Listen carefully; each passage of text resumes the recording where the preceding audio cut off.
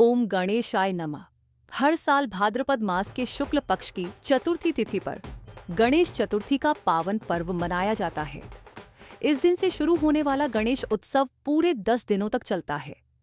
भक्त गणपति बप्पा को घर लाकर विधि विधान से पूजा अर्चना करते हैं और अंत में प्रतिमा का विसर्जन करते हैं। विसर्जन आप अपनी सुविधा अनुसार 1.5 दिन, 3 दिन, 5 दिन, 7 दिन या पूरे 10 दिन बाद कर सकते हैं। अंतिम दिन अनंत चतुर्दशी को गणपति बप्पा को विदाई दी जाती है। लेकिन इस बार खास बात यह है कि चतुर्थी तिथि 2 दिन पड़ रही है। ऐसे में प्रश्न उठता है, गणेश स्थापना कब करें, व्रत किस दिन रखें और चंद्रमा की पूजा कब हो। भाद्रपद शुक्ल चतुर्थी का एक नियम है कि इस दिन चंद्रमा की पूजा तो होती है, परंतु उसका दर्शन करना वर्जित माना गया है। जो भी व्यक्ति इस दिन चंद्रमा को देख लेता है, उस पर झूठा कलंक लग सकता है।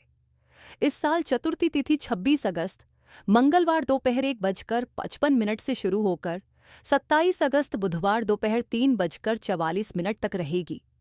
उदय तिथि के अनुसार गणेश चतुर्थी 27 अगस्त बुधवार को मानी जाएगी, लेकिन क्योंकि व्रत में चंद्रमा की पूजा आवश्यक है और बुधवार को तिथि दोपहर में समाप्त हो जाएगी, इसलिए चंद्रमा की पूजा मंगलवार 26 अगस्त को करनी होगी। इस दिन चंद्र दर्शन वर्जित समय दोपहर 1:55 से रात 8:37 तक रहेगा, यानी व्रतधारी को पूजा और अर्घ्य 8:37 से पहले कर लेना चाहिए। अब आते हैं 27 अगस्त बुधवार के शुभ मुहूर्त पर। सूर्योदय सुबह 6:11 सूर्यास्त शाम 6:45। ब्रह्म मुहूर्त 4:35 से 5:23। हस्त नक्षत्र सुबह 6:04 तक। इसके बाद चित्रा नक्षत्र भद्रा सुबह 5:57 से दोपहर 3:44 तक, लेकिन पाताल लोकवास होने के कारण अशुभ प्रभाव नहीं होगा। राहुकाल दोपहर 12 बजे से 1:30 तक। इस दिन अभिजीत मुहूर्त उपलब्ध नहीं होगा।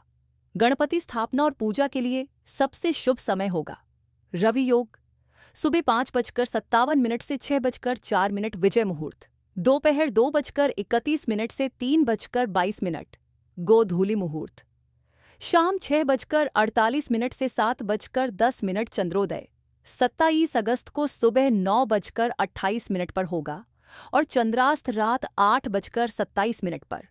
ध्यान रहे, चतुर्थी का चंद्रमा देखना वर्जित है, अतः 8:27 तक चंद्रमा को न देखें।